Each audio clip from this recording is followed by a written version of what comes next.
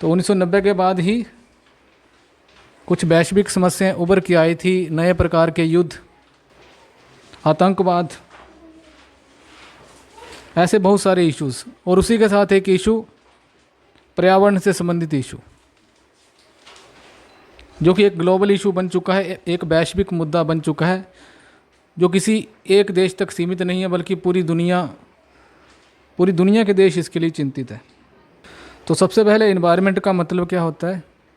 पर्यावरण, जिसको हम कहते हैं परिजमा आवरण। तो जो हमारे चारों ओर है, जो चारों ओर हमें ढक के रखता है, उसको पर्यावरण कहते हैं। पर्यावरण से संबंधित राजनीति को ग्रीन पॉलिटिक्स कहा जाता है या इकोलॉजिज्म कहा जाता है, पारिस्थितिकीवाद इसको कहा जाता है। देखो, जब ग्रीन वर्ड जुड़ गया है तो इसका मतलब है कि प्रकृति की बात हो रही है, नेचर की बात हो रही है, पर्यावरण की बात हो रही है। और जब पॉलिटिक्स उसमें वर्ड जुड़ गया है तो इसका मतलब ये है कि अब कोई ना कोई विवाद उसके कारण हो रहा है। सो पॉलिटिक्स का मतलब क्या होता है? ग्रीन का मतलब प्रकृति, पॉलिटिक्स का मतलब राजनीति। एंड राजनीति क्या है? Where there is a conflict there is politics. जहाँ पर विवाद है वहाँ पर राजनीति है। जिसका मतलब ये है कि अब पर्यावरण भी एक मुद्दा बन चुका है, एक इशू बन चुका है, जिसके कारण दुनिया के अंदर समस्याएं पैदा हो सकती है, जिसके कारण संघर्ष हो सकता है। तो पर्यावरण की राजनीति वैसे तो इंडस्ट्रियलाइजेशन के साथ ही शुरू हो जाती है, पर मुख्य रूप से 1960 और 1970 के दशक में यह एक अंतर्राष्ट्रीय मुद्दा बनता है। 1960 और 1970 के दशक से पहले तक ये अंतर्राष्ट्रीय मुद्दा नहीं था। 1960 और 1970 के दशक में राष्ट्रीय और अंतर्राष्ट्रीय मुद्दा बन जाता है, एक इशू बन जाता है। 1960 और 1970 के दशक में ही पर्यावरण को बचाने के लिए आंदोलन शुरू हो गए थे दुनिया में, जिसमें मुख्य रूप से इस बात के ऊपर जोर दिया जाता था कि जो ग्राउथ हो रही है, जो विकास हो रहा है, जो आर्थिक विकास हो रहा है, वो at the cost of environment हो रहा है। पर्यावरण को उससे नुकसान हो रहा है, जो ग्राउथ करी जा रही है उससे पर्यावरण को नुकसान हो रहा है। इंडस्ट्रियलाइजेशन इसलिए भी सफल हो पाया क्योंकि स्टीम इंजन की इन्वेंशन हो चुकी थी, जिसका मतलब ये है कि कोयले से उन इंजन्स को चलाया जाता था और इसी आधार पर इंडस्ट्रीज़ बनी जो शुरू में कोयले से चलती थी। तो हमने देखा होगा कि शुरू की जो हमारी इंडस्ट्रीज़ रही है वह कोयले के ऊपर आधारित थी। तो एक गदर मूवी भी आती है, उसमें आपने ट्रेन्स भी देखी होंगी पहले, तो कोयले से चलाते हैं वो। तो लाइकवाइज जो हमारी इंडस्ट्रीज़ थी वो कोयले से जो हमें एनर्जी थी उसके द्वारा इंडस्ट्रीज चलाई जाती थी। हालांकि इस इंडस्ट्रियलाइजेशन के कारण बहुत सा विकास भी हुआ, बहुत सी ग्रोथ भी हुई और लोग अमीर भी बने। इनफैक्ट विभिन्न देशों के अंदर भी संपन्नता आई, प्रोस्पेरिटी आई। पश्चिमी यूरोप के देशों में भी संपन्नता आई और उसी के साथ एक नए प्रकार के पर्सपेक्टिव का जन्म उसी दौरान होता है जब इंडस्ट्रियलाइजेशन की शुरुआत होती है, जब औद्योगिकरण की शुरुआत होती है, कि इंसान खुद को इस दुनिया का सेंटर मान लेता है और प्रकृति को वो सेकेंडरी पॉइंट पर रख देता है।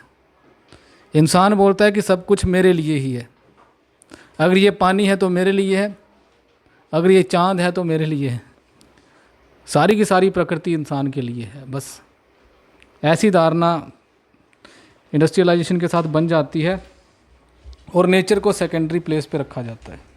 तो इसी को चैलेंज किया जाता है 1960 और 1970 के दशक में। तो ग्रीन पॉलिटिक्स का मतलब आप समझ चुके हैं। ग्रीन का मतलब प्रकृति और पॉलिटिक्स का मतलब जब प्रकृति के दोहन से समस्याएं होंगी तो उसी को क्या बोला जाता है? पॉलिटिक्स आ जाती है। दुनिया के अंदर एक प्रॉब्लम बन जाती है और ये कैसे बनती है इसी को हम पढ़ेंगे। इसी के साथ जो ग्रीन पॉलिटिक्स है उसको इकोलॉजिज्म भी बोलते हैं। इकोलॉजिज्म का मतलब क्या है इसको थोड़ा सा समझ लेते हैं। इकोलॉजी से इकोलॉजिज्म बना है। इकोलॉजी जर्मन जूलॉजिस्ट हैकेल के द्वारा 1866 में दी गई एक टर्म थी। इकोलॉजी का वैसे तो मतलब है कि जब बायोटिक और अबायोटिक एलिमेंट्स आपस में इंटरेक्शन करते हैं उसी को इकोलॉजी कहा जाता है। पृथ्वी के जीवित और निर्जीव पहलू जब आपस में इंटरेक्शन करते हैं, इंटरेक्शन का मतलब आदान प्रदान करते हैं, उसी को क्या बोला जाता है? इकोलॉजी। तो इसको मैं थोड़ा सा आपको एग्जांपल के थ्रू समझाता हूँ। So there are multiple species in this planet. इस प्लैनेट में बहुत सारी प्रजातियाँ पाई जाती हैं और इंसान भी उनमें से एक प्रजाति है। तो पेड़ पौधों की बहुत सारी प्रजातियाँ पाई जाती हैं। तो हमने पाया होगा कि एक ही प्रकार का पेड़ नहीं होता, बहुत प्रकार के पेड़ होते हैं। और उसी प्रकार से जो एनिमल्स हैं वह भी बहुत प्रकार के पाए जाते हैं। जैसे इंसान भी एक एनिमल है, बस हम कपड़े पहन रहे हैं। और भी बहुत सारे एनिमल्स हैं इस दुनिया में, जैसे कि लॉयन हो गया, बहुत सारे एनिमल्स आप अपने आसपास देखते होंगे। सो इस प्रकृति में दुनिया भर के एनिमल्स हैं और दुनिया भर के प्लांट्स हैं। तो इनको बोला जाता है स्पीशीज़, डिफरेंट स्पीशीज़, अलग अलग प्रकार की प्रजातियाँ। तो इंसान भी एक प्रजाति है। इंसान प्रजाति में से कोई एक व्यक्ति, उसको इंडिविजुअल बोला जाता है, जैसे कि आपको इंडिविजुअल बोला जाता है। वैसे ही कुत्तों की प्रजाति में से यदि एक कुत्ता होगा तो उसको बोला जाएगा इंडिविजुअल, व्यक्ति बोला जाएगा। वैसे ही कोई पेड़ है, बबूल का पेड़ है फॉर एग्जांपल आप मान लीजिए, अगर एक पेड़ है तो इंडिविजुअल है। तो एक पेड़ है उसको क्या बोला जाता है? इंडिविजुअल, व्यक्ति। अगर कोई बिल्ली है, एक बिल्ली है, उसका मतलब क्या है? व्यक्ति। इन्वायरमेंट की सेंस में आपको समझा रहा हूँ। और बहुत सारी बिल्लियाँ हैं, उसको क्या बोला जाएगा? जनसंख्या, बिल्लियों की जनसंख्या। एक इंसान है, बहुत सारे इंसान हैं, क्या बोला जाएगा? जनसंख्या, उस प्रजाति की जनसंख्या। एक बिल्ली है, बहुत सारी बिल्लियाँ हैं, जनसंख्या है, बिल्लियों की जनसंख्या। एक प्रकार बबूल का पेड़ है, एक पेड़ है पर पूरा पेड़, पूरा वन ही बबूल के पेड़ों से भरा हुआ है, उसको क्या बोला जाता है? जनसंख्या। तो इसी तरीके से हर प्रजाति की अपनी जनसंख्या पाई जाती है, चाहे वह पेड़ है, चाहे वह जीव जंतु हैं, उनकी भी प्रजाति। छोटे छोटे जैसे चींटियाँ हैं, तो एक चींटी है उसको बोला जाएगा व्यक्ति, इंडिविजुअल। और बहुत सारी चींटियाँ हैं, जनसंख्या। तो एक प्रजाति का सिर्फ एक व्यक्ति इंडिविजुअल कहलाता है। और जब वो उस प्रजाति के बहुत सारे जो व्यक्ति हैं वो आपस में मिल जाते हैं, उसको जनसंख्या बोलते हैं। ठीक है, इसी को जनसंख्या बोलते हैं। और यही जनसंख्या, जब किसी एक प्रजाति की जनसंख्या जब दूसरी प्रजाति की जनसंख्या के साथ मिल जाती है, ऑब्वियस सी बात है कि एक प्रजाति खुद नहीं रह सकती। इंसानों की बात कर लो आप, क्या इंसानों की केवल एक प्रजाति इस धरती पे जिंदा रह सकती है? नहीं रह सकती, क्योंकि हम निर्भर हैं अल्टीमेटली किसके ऊपर? या तो जानवरों के ऊपर, या तो पेड़ों के ऊपर। पहली बात तो यही है कि खाने के लिए, पीने के लिए, सांस लेने के लिए जीवन होना भी तो ज़रूरी है। और इस धरती के अंदर यदि आपको कोई सोर्स ऑफ एनर्जी चाहिए, सो वो पेड़ों के माध्यम से ही मिलेगा। ठीक है, सो प्राइमरी जो सोर्स हमारा खाने का होता है वो पेड़ ही होते हैं। यदि इंसान बोले कि नहीं, मैं जो खरगोश होते हैं उनको मार के भी अपना सर्वाइवल कर सकता हूँ, बोले कि मुझे पेड़ों की कोई फिक्र नहीं है, तो खरगोश भी कहाँ से आएंगे? जब वो पेड़ों को खाएंगे। जो इंसान बोले कि नहीं, मैं बकरे का मीट खा के ही ज़िंदा रह पाऊँगा, तो बकरी भी क्या खा रही है? घास खा रही है। तो बकरी घास के ऊपर निर्भर है, इंसान दोनों के ऊपर निर्भर है। या फिर शेर बकरी के ऊपर निर्भर है, ठीक है, और बकरी घास के ऊपर निर्भर है। तो इस तरीके से सारे जितनी भी जो पॉपुलेशंस हैं, विभिन्न प्रजातियों की जितनी भी जो जनसंख्याएं हैं, वह एक दूसरे के ऊपर निर्भर है। तो इस तरीके से विभिन्न प्रजातियां जब आपस में इंटरेक्शन करती हैं, आपस में मिलजुल के रहती है, क्योंकि ज़रूरत है एक दूसरे की, बिना एक दूसरे के जिंदा नहीं रह पाएंगे। उसी को बोला जाता है कम्युनिटी, समुदाय। इन्वायरमेंट की सेंस में समझा रहा हूँ। प्रकृति की सेंस में जब विभिन्न प्रजातियाँ आपस में आदान प्रदान करती है, उसी को बोला जाता है समुदाय। सो ये समुदाय पेड़ और पौधे, ये समुदाय पेड़ पौधे और जानवर बड़े से लेकर छोटे तक हो सकता है। इसमें ग्रीन प्लांट आता है, हरे पौधे आते हैं, नॉन ग्रीन प्लांट्स भी आते हैं जो हरे नहीं होते हैं। इसके अलावा डीकम्पोजर्स, छोटे छोटे माइक्रो ऑर्गेनिजम्स जो हमें दिखते नहीं हैं, बैक्टीरिया जैसे, जो हम कोई वस्तु खा के फेंक देते हैं, हमें कुछ दिनों बाद वो दिखती नहीं है। क्यों नहीं दिखती है? क्योंकि उसको डीकम्पोज किया जाता है। डीकम्पोजर्स इनको कहते हैं, माइक्रो ऑर्गेनिजम्स। इसके अलावा पैरासाइट्स, जो किसी एक जंतु के ऊपर निर्भर होते हैं। जैसे कि आपके घर में अगर भैंस है, गाय है या बकरी है, उसमें आप देखते होंगे कि कुछ ऐसे छोटे छोटे कीटाणु टाइप है या जीव हैं जो उस जानवर के ऊपर बैठे हुए हैं और उसका खून चूस रहे हैं, उसको बोलते हैं पैरासाइट। वो उसके ऊपर निर्भर हैं, तो पैरासाइट भी इसमें आ जाते हैं। एनिमल्स आ जाते हैं, जानवर बहुत प्रकार के, और मैन जो जिंदा है, पेड़ पौधे और जानवर। इसको बायोटिक कहा जाता है, जीवित, संजीव इनको कहा जाता है। ये जिंदा होते हैं, पेड़ पौधे और जानवर। जानवर बड़े से लेकर छोटे तक, ऐसे जानवर जो दिखते नहीं हैं और ऐसे जानवर जो दिख जाते हैं। पेड़ पौधे भी बड़े से लेकर छोटे तक, तो इनको बोलते हैं biotic elements of the environment, पर्यावरण के जीवित पहलू या जीवित तत्व इनको कहा जा सकता है। अब क्या ये जीवित तत्व जो है, अगर इन्हीं को अगर रहने दें, क्या ये जिंदा रह पाएंगे? नहीं रह पाएंगे। क्या जीवित पहलू ही इस धरती के ऊपर जिंदा रह पाएंगे? मान लीजिए हमने कह दिया कि इंसान रहें, पेड़ रहें, उनको सांस नहीं मिलेगी। जीवित पहलू, प्रकृति के कुछ निर्जीव पहलू भी तो हैं। तो यहाँ पर अबायोटिक एलिमेंट है। एनर्जी, रेडिएशन, टेम्परेचर जिसको हम कहते हैं, तापमान, पानी, आग, मिट्टी, एटमॉस्फेरिक गैसेस, ग्रेविटी, गुरुत्वाकर्षण, इनको अबायोटिक एलिमेंट्स एनवायरनमेंट के कहा जाता है, क्योंकि ये जिंदा नहीं है।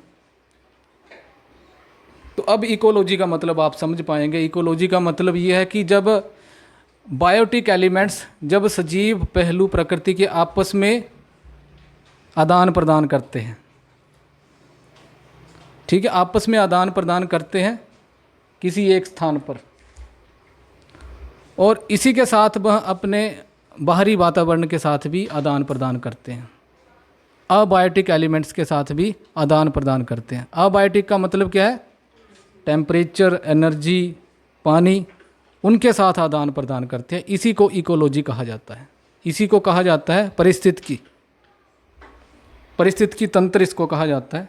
हालांकि जो परिस्थितिकी जो शब्द है वह एक स्टडी का विषय है, इसको अध्ययन का विषय माना जाता है। जो परिस्थितिकी तंत्र की स्टडी करता है उसी को परिस्थितिकी कहा जाता है। तो परिस्थितिकी जो है, इकोलॉजी जो है, वह एक विषय के रूप में, और परिस्थितिकी तंत्र जो है, इकोलॉजिकल सिस्टम जो है, जब आपस में बायोटिक और अबायोटिक एलिमेंट्स नेचर के इंटरेक्शन करते हैं, आदान प्रदान करते हैं, उसी को कहा जाता है इकोलॉजी। बायोटिक और अबायोटिक एलिमेंट्स के द्वारा इंटरेक्शन जो करी जाती है, इसको इकोलॉजिकल सिस्टम कहा जाता है। इस तरीके से हमारी पृथ्वी में बहुत सारे इकोलॉजिकल सिस्टम है, छोटे से लेकर बड़े तक इकोलॉजिकल सिस्टम है। एक काऊ डंग को भी इकोलॉजिकल सिस्टम कहा जाता है। जो गाय का गोबर है या भैंस का गोबर है, उसको भी इकोलॉजिकल सिस्टम कहा जा सकता है। कैसे कहा जा सकता है? गाय का गोबर है, उसके ऊपर घास निकल आता है, छोटे छोटे जीव वहाँ पे रहना शुरू कर देते हैं, उसको इकोलॉजिकल सिस्टम कहा जा सकता है। एक पेड़ को इकोलॉजिकल सिस्टम कहा जा सकता है। एक पेड़ है, उस पर छोटे छोटे जीव रहते हैं जो एक दूसरे के ऊपर निर्भर हैं, और उसी के साथ वो ऑक्सीजन लेते हैं, कार्बन डाइऑक्साइड।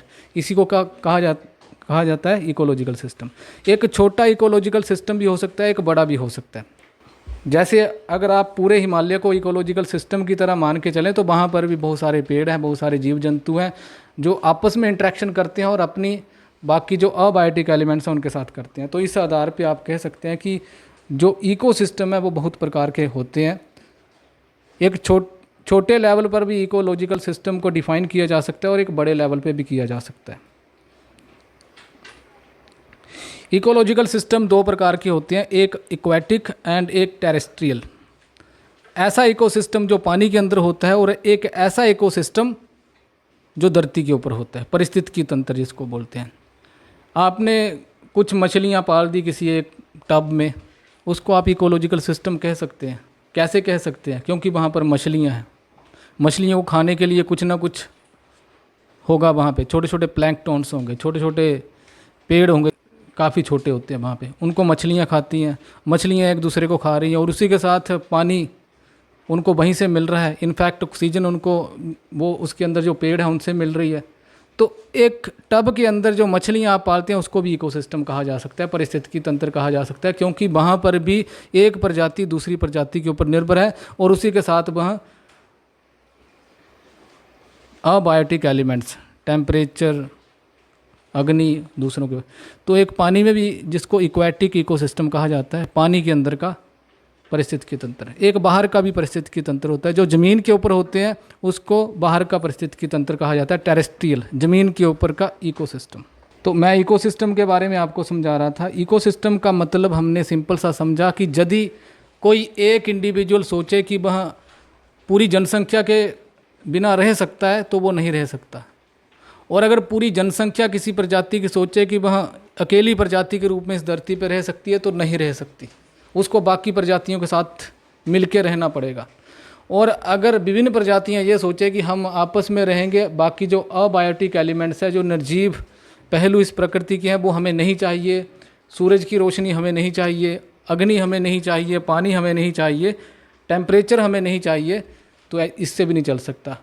तो सभी एक दूसरे के ऊपर निर्भर हैं।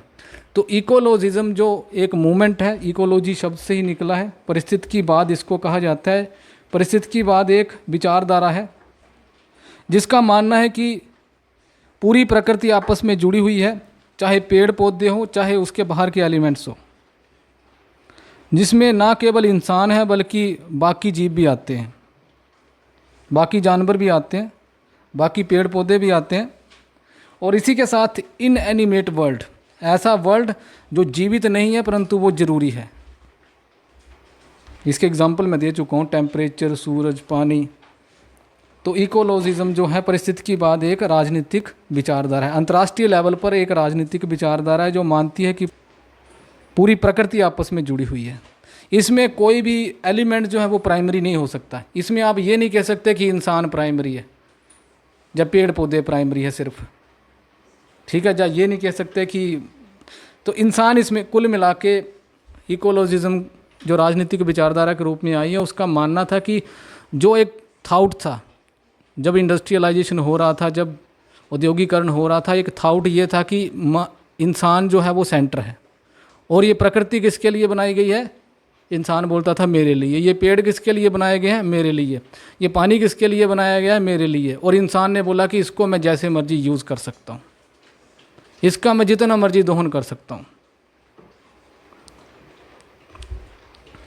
मेरे ऊपर किसी भी प्रकार का कोई भी प्रतिबंध नहीं लगेगा। तो 1970 के दशक में पर्यावरण की राजनीति एग्जिस्टेंस में आती है, जिसको ग्रीन पॉलिटिक्स भी कहा जाता है और इकोलॉजिज्म भी कहा जाता है, परिस्थितिकीवाद भी कहा जाता है, जिसमें मुख्य जो इशू था वो रिसोर्सेज का इशू था, संसाधनों का मुद्दा था।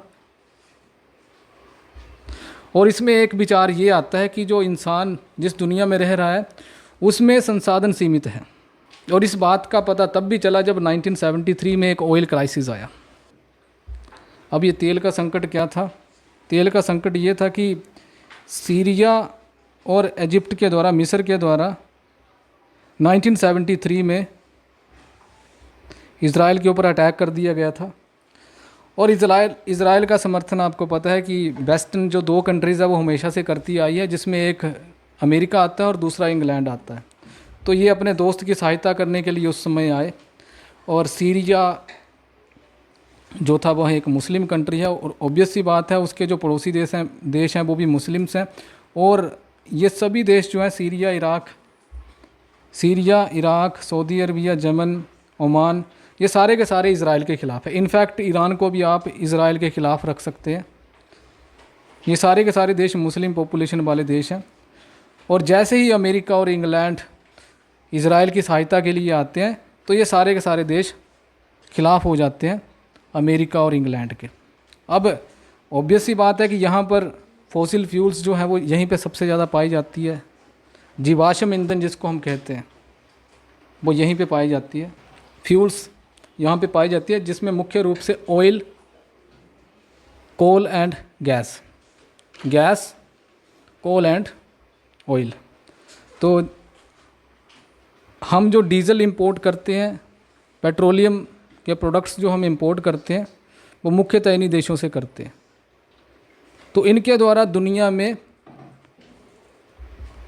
पेट्रोल और डीजल बेचा जा रहा था। और ऑब्वियस सी बात है कि बाकी जो देश थे वो इन देशों के ऊपर निर्भर थे। यदि उन्होंने अपनी इंडस्ट्रीज चलानी है तो ये देश इनके ऊपर निर्भर थे। और उस दौरान जब सीरिया और इजिप्ट के द्वारा इज़राइल के ऊपर अटैक किया गया और अमेरिका और इंग्लैंड के द्वारा जब इनकी सहायता करी गई, तो ये सारे देश आपस में इकट्ठे होते हैं और कहते हैं कि हम जो ऑयल की प्रोडक्शन है उसको कम कर देंगे, बिल्कुल कम कर देंगे, और हम अमेरिका और इंग्लैंड को अपना ऑयल नहीं बेचेंगे, पेट्रोल और डीजल नहीं बेचेंगे, और ऐसे देशों को भी नहीं बेचेंगे जो इज़राइल की सहायता कर रहे हैं। तो इन्होंने एक प्रकार की धमकी दी और एक ऑयल क्राइसिस आ जाता है दुनिया के अंदर। तो इनका एक संगठन भी है, ओपेक इसको कहा जाता है। 1960 में जो बना था ओपेक, जिसकी फुल फॉर्म आप खुद देख लेना, बाकी मैं आपको मार्क कर दूंगा। 1960 में बना था। ये कार्टेल कहा जाता है। कार्टेल एक ऐसा एग्रीमेंट था, एक ऐसा समझौता था। ये कार्टेल उन देशों के द्वारा बनाया गया था। ओपेक 1960 में उन देशों के द्वारा बनाया गया था जो ऑयल प्रोड्यूसिंग कंट्रीज़ हैं, जहाँ पर ऑयल पाया जाता है, डीजल पाया जाता है, पेट्रोल पाया जाता है। तो पेट्रोलियम प्रोडक्ट्स यहाँ पे पाए जाते हैं। इन्हीं का एक संगठन है। ये इन्होंने इसलिए बनाया था ताकि वह अपने हितों की रक्षा कर पाए।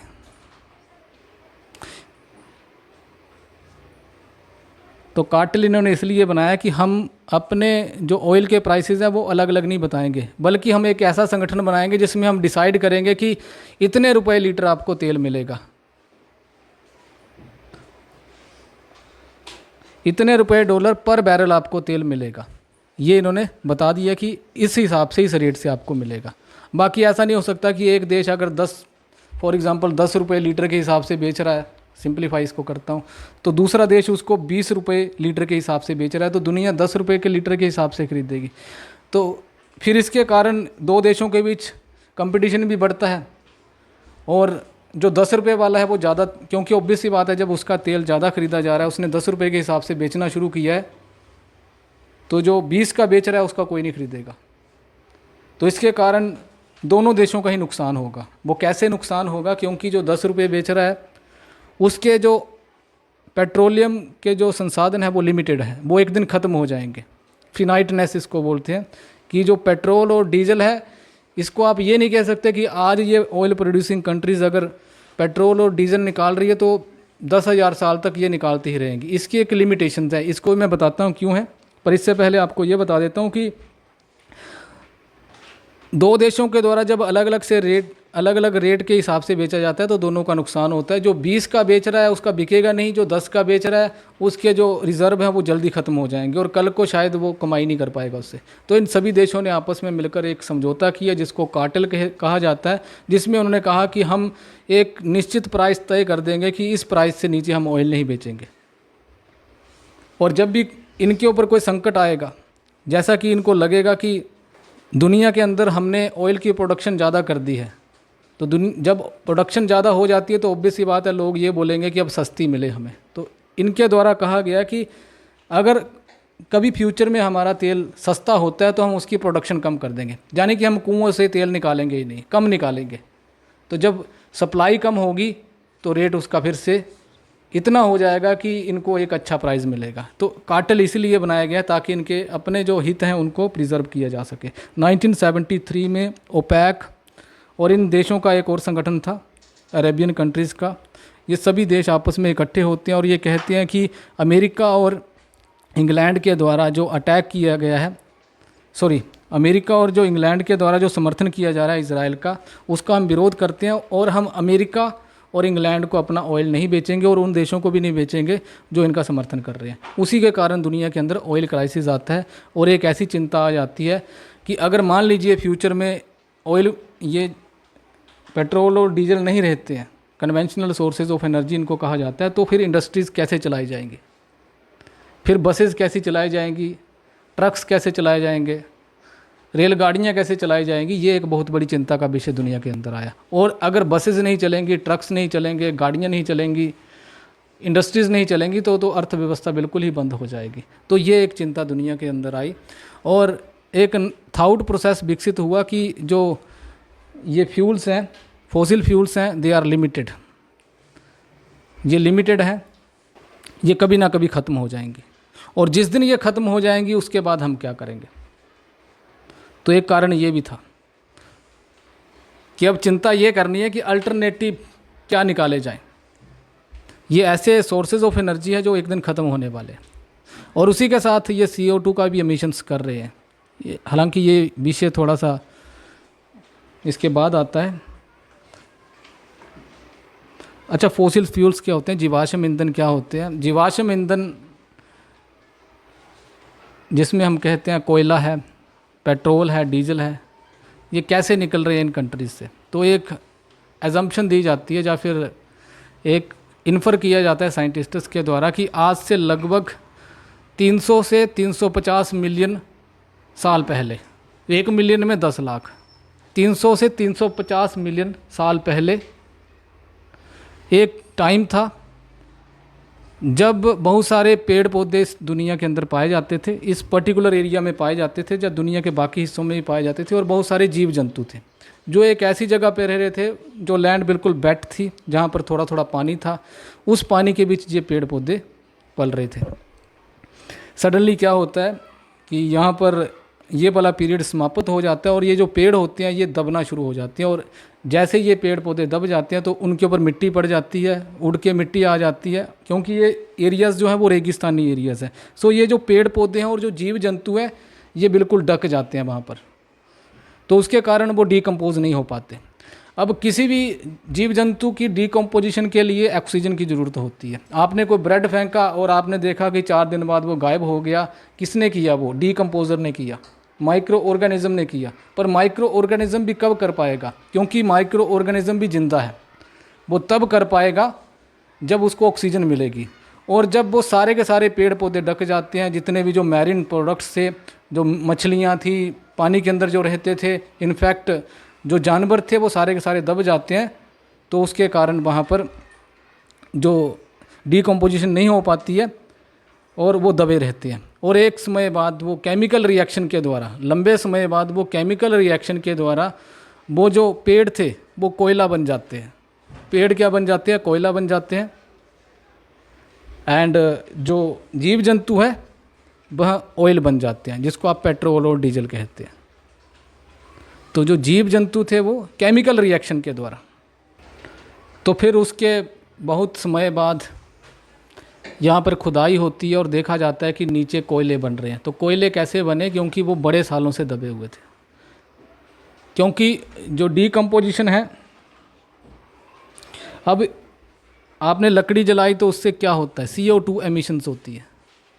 आप इंसान को जलाएंगे तो क्या होगा? या किसी जंतु को जलाएंगे तो क्या होगा? CO2 एमिट होगी, कार्बन डाइऑक्साइड निकलेगी।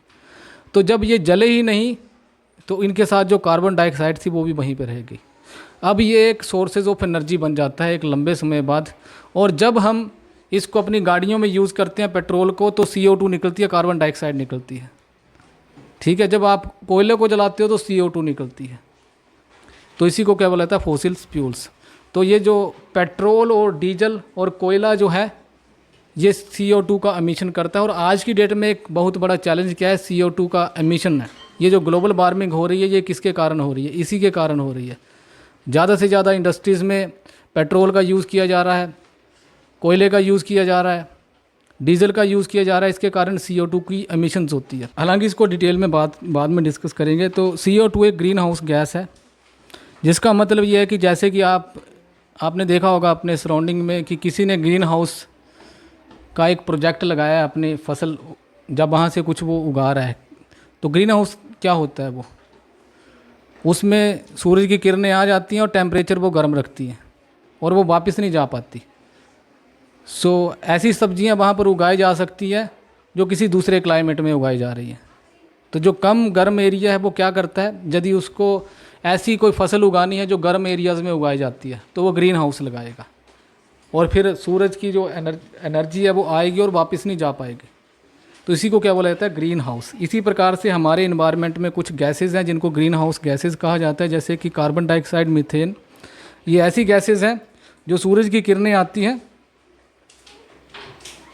हमारी धरती पे, और फिर एक समय बाद वो वापस भी लौटने का प्रयास करती है, क्योंकि जो घर से निकला है वो घर को वापस भी जाएगा।